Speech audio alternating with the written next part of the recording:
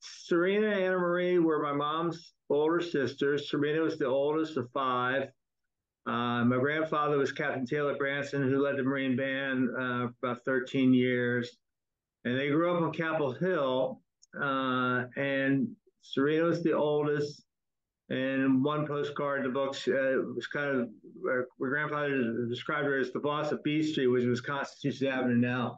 So she had that personality, kind of a leader, take charge personality. Sister Anna Marie was more of a mystic, more of a, and so she was a missionary and she worked overseas. So Serena was domestic, Anna Marie was overseas, but Serena was always a presence in our lives because she lived close to us and would come to Washington for meetings. So I got to know her fairly well, but Sister Anna Marie was in Bolivia, so I hardly saw her really. And I only remember a couple of visits when she was home when I was a young boy. And then I didn't see her. Last time I saw her was in eighth grade, and I didn't see her again after that. So it was kind of I learned more about Anna Marie than I did about Serena right in the process of the book. But that's pretty much where it all started to flow from them.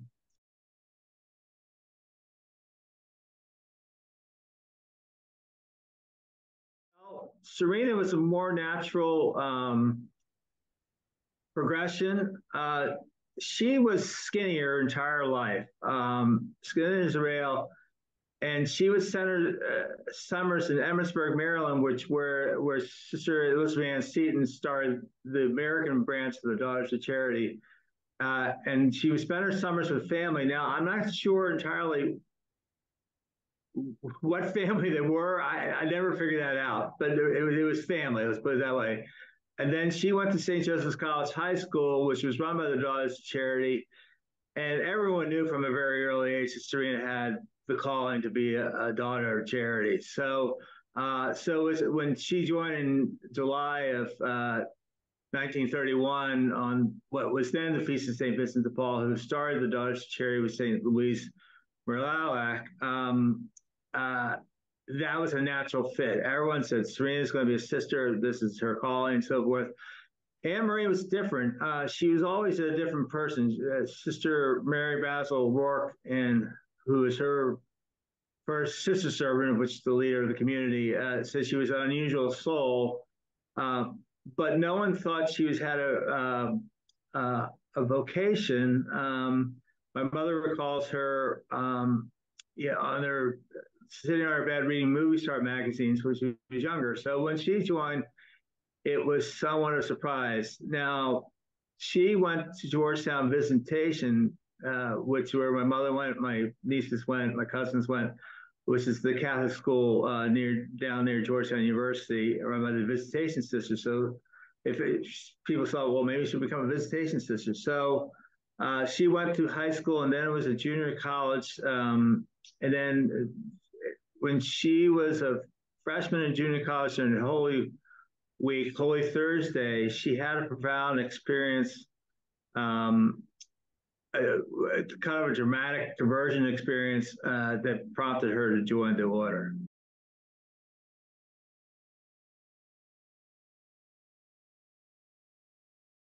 Serena joined the order in 1931, and she started out in school, teaching school. And then her last assignment teaching school, she was at Our Lady of Lourdes in Baltimore. And one of her students was Charles Osgood, who went on to become CBS News and CBS Sunday Morning and on the radio. And he tells a story in his own book. He tells his own story about Serena. He was practicing the organ one day, and she said, "You can do this piece, you can do it." He couldn't do it. He couldn't figure out how to do it. It was above his grade. So he unplugged the organ in hopes that he wouldn't have to play the piece. And finally he fessed up, and she says, Serena says, "Did you unplug the organ, Charlie?" And he said, "Yes, sister, it was me." She said, "No, it was I." And he says, "Sister Serena was the only person correct your morals and grammar with the same sentence. Then her whole career after that was social work. Her first assignment was at St. Vincent's Asylum, which is a historic children's orphanage here in downtown DC. She got her master's of social work in 1948. She was a person of first. 1952, and 1952, beginning 1953, she started Astor Home. Vincent Astor, his family had bequeathed the land to run the home. And some other sisters were running it, and they weren't doing it, wasn't what they wanted. And then that was like the fairly first residential treatment program, what were then called mostly disturbed children.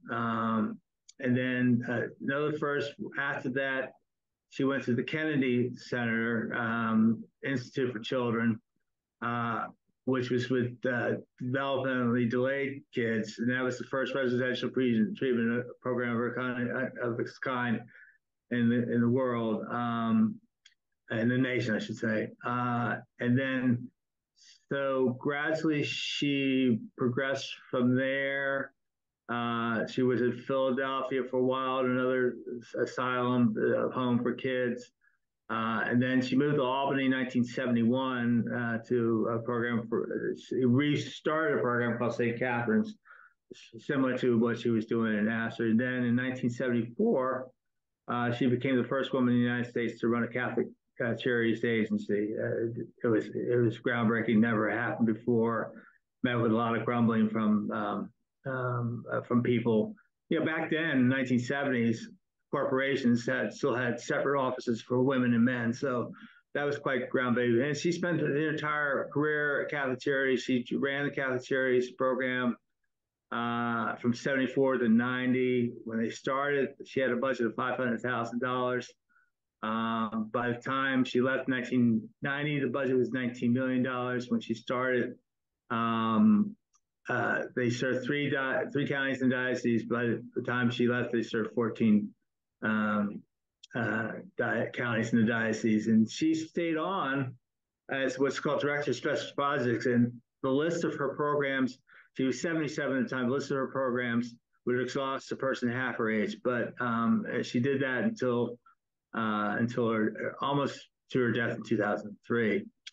That's Serena. Anna Marie was involved in domestic missions for most of her career. She was a nurse, but she got her master's in nursing at CU, also Catholic University. Also, she started out teaching school, and then again went to nursing. She was in Rochester for a while at St. Mary's. Then she came to Washington Providence Hospital, where she was born with Sister Anna Marie. Sister Serena was born. I was director of nursing there, and then she was going to be assigned to become a missionary in China, but that was 1948, and of course the revolution was in full swing, and so that was the end of that dream. And then she went on to run Elizabeth Ann Seton Institute, which is a hospital for mentally ill in Baltimore. And then she was administrator, chief master. And her last post before becoming assigned as a missionary in Bolivia was at Soldier Home, which is a home for retired military here in D.C., which are very well known. People in D.C. can tell you about Soldier's Home. And then the last 20 years of her life, cut short at 64, was spent in Bolivia as a missionary.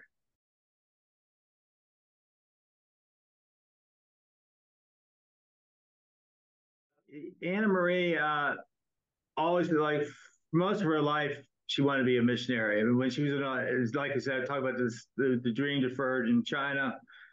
So she was overjoyed to get the call to go to Bolivia.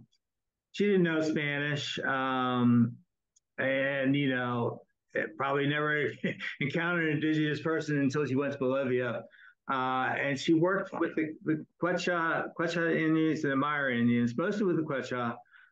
She arrived in spring of '63, um, and just a sense of her whole life being transformed by this experience.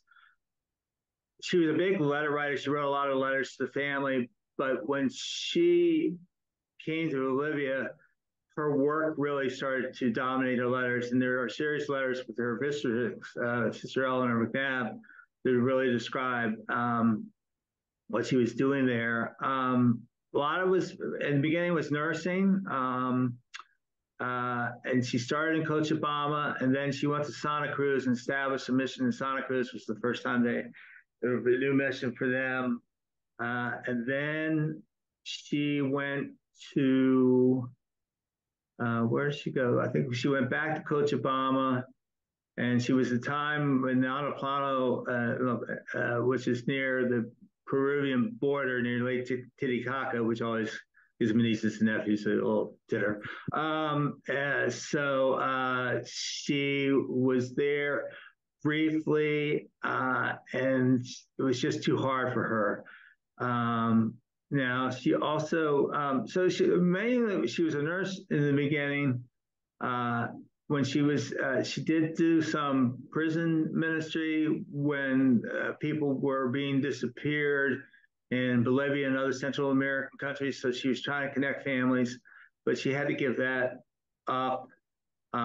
She did a health promoters program with the Quechua women, which was kind of educating themselves about their own health, which was a cutting edge ministry. But the work she's best known for is the work she started at the end of her life when her health was failing significantly, which was a St. Vincent's Hospital, which is a home for boys and young men who had been abandoned by their families as young as 5 or 7. And she took them in, and her room was like a supply closet, double a supply closet. And so she was working with that ministry when she died. And that's really the work that people best remember her for.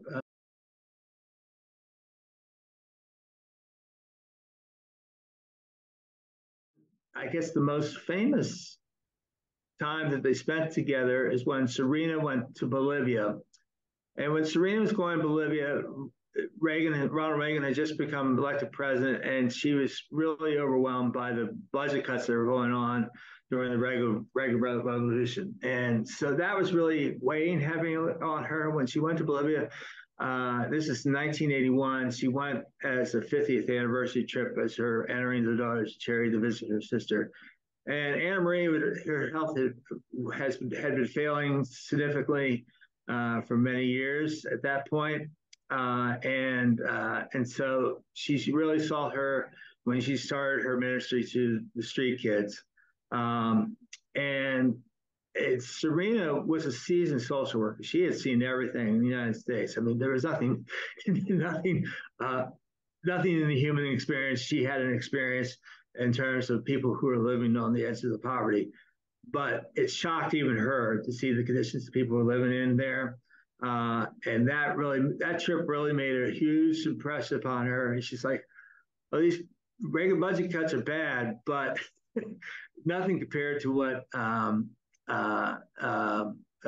Marie and her sisters were experiencing where they were. So that was the trip that really impacted Serena significantly in terms of her own thinking about how she approached issues.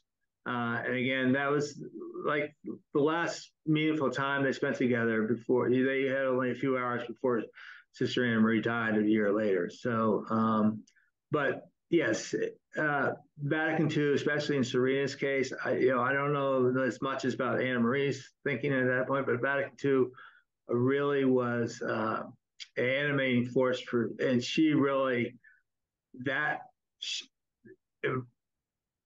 Being an evangelist for the Vatican II Church was really what motivated Serena in the last 30 years of her life, 20 years of her life, I should say. She was really on the preferential option for the poor. That was really what motivated her. And that trip was very significant. The Bolivia was very significant for her in that respect.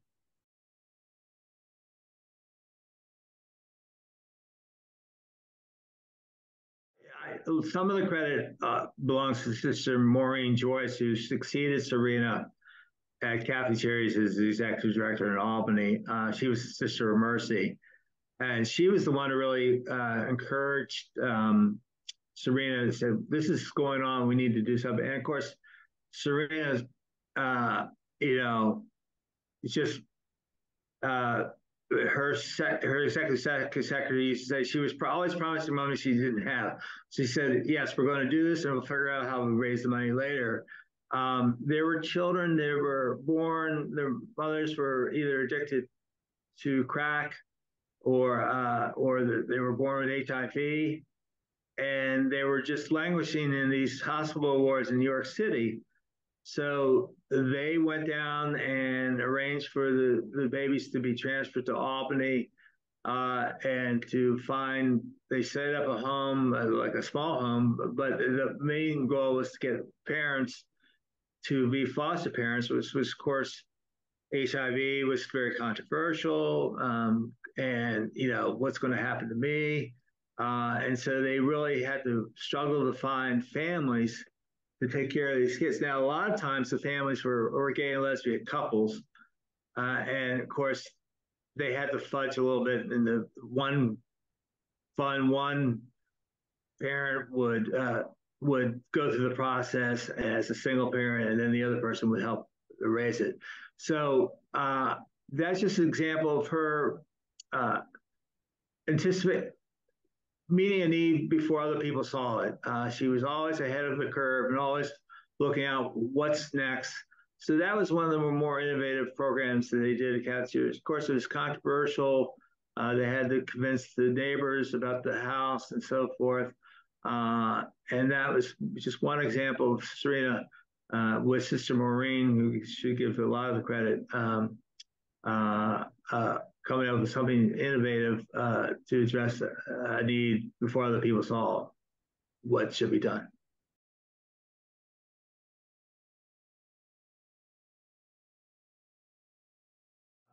That was interesting to me. I wasn't aware of that. I mean, I knew Serena very well, but I wasn't aware of how many talks she did. And she started in the 50s until almost the end of her ministry. She gave a number of talks on any number of topics. A lot of them had to do with Vincentian spirituality and living out the Vincentian charism, homelessness, hospitals, rural poverty. And so she had, and you read these talks, she had a certain number of key signature phrases that informed her philosophy. One was, we must catch the vision of what we're called to be. And so really encouraging people to discern what their gifts are and how they can use those gifts to build the kingdom of God. Uh, the other was, we must become transparencies to the maker, making Christ present to all the people you meet. Serena, it didn't matter who you were. You could be the person, the janitor in the hall. You could be the governor of the state. She always manifests Christ to others, and she encouraged people to do that. And she also really encouraged people to be prophetic in how they lived out the gospel, to really challenge power structures, to challenge policies that people thought were unjust. And the other one of her more foundational ones, human beings are a mystery. We don't try to solve mysteries, we reverence them. So this really to see the child of God in everybody, that was another constant theme of hers. She was a great believer in the preferential option for the poor. Like I said, being prophetic. Those are just some of the themes that she really emphasized in her ministry, or public speaking ministry.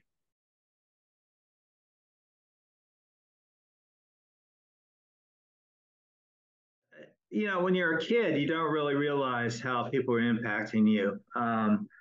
And so, like I said, I saw Serena quite frequently. She'll always come to Nashville. She was like on 20 boards at different times of her life. She was always coming to meetings. She was always saying, "I'm coming in at Allegheny at 7:58." I said, "Well, you can round it off to 8 o'clock." Uh, and so, what I learned these things. I discovered these things in retrospect. I didn't really understand them at the time, but certainly in retrospect, what made an impression on me, Serena would always talk about government policies and how some of the policies were not good for people and how some of the policies were unjust. And that you could be a good person, you could be a good Catholic, you could be a good American and disagree with their policies, the government's policies. That must have seeped into my subconscious because that's what I've tried to do and how I live, to try to call attention to injustices, especially where it comes to the abolition of the death penalty. Um, so that made a huge impression upon me. Anna Marie, I, one story I tell in the book. I didn't see Anna Marie Harlan. Like I said, last time I saw her, I was 14 years old. She was home for health reasons in 1974 when I graduated from 8th grade. Um, and I still remember her sitting at my side of our dinner table with a graduation present, which was a theology book about gospel joy, which was completely over my head. I was like, it's not exactly what a 14-year-old boy wants to get uh, for uh, for their 8th grade graduation. And I remember trying to read the book, and I think I got it's like, oh, I can't remember this book. But that is the only present I remember from the 8th grade trip. And reading about her, I discovered similarities to both sisters, of course. But so, her intensity, which she got from her father, and what she got from his father, who was uh, a, a policeman here in D.C., had a very colorful life. Um, that intensity I got from Anna Marie, that all-in approach, which she got from her father. I got some of Serena's pragmatism, though. I mean, uh, I'm happy. People say, "Well, Walmart doesn't treat their employees well," that sort of thing, which is probably true. But if they give me a grant to help the hungry people, I'm going to take the money. So kind of a thing. So I didn't understand until I started to reflect upon it as an adult how they influenced me, but they certainly did.